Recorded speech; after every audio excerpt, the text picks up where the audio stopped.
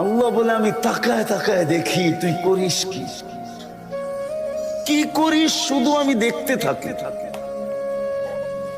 আর চিৎকার দিতে থাকি, মান গাররাকা বিরাব্বিকাল কারীম।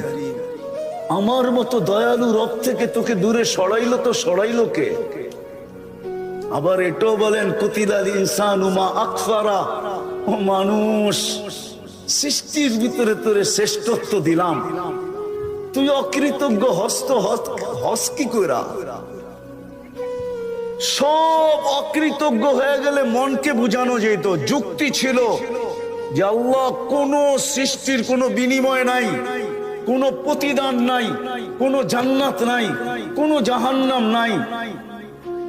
আমাদের প্রতিদান আছে, প্রতিদান। আমাদেরকে কিনবেন তো জান্নাত দিয়া কিনবেন। আল্লাহ ঘোষণা দিছে আমি জান্নাত দিয়া কিনবো, কাগজ দিয়া না। তোমাকে আমি জান্নাত দিয়া কিনতে প্রস্তুত। ইন্নাল্লাহ হাশতারা, কোরআন বলে আমি তোমাকে জান্নাত দিয়া কিনবো। তোমার প্রতিদান আছে। তুমি সুবহানাল্লাহ বলতে দেরি, সৌরজগৎ অর্ধেক নেকি দিয়া ভরতে দেরি হয় না।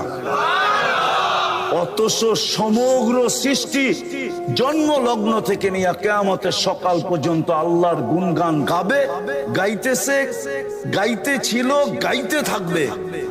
এক সেকেন্ডের জন্য বিমুখ হওয়া এদের জন্য সুযোগ নাই।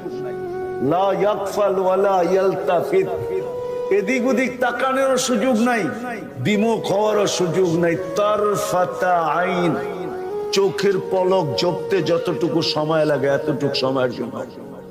আল্লাহ বলে সবগুলা যদি জমা করি তোর এক সুবহানাল্লাহর সামনে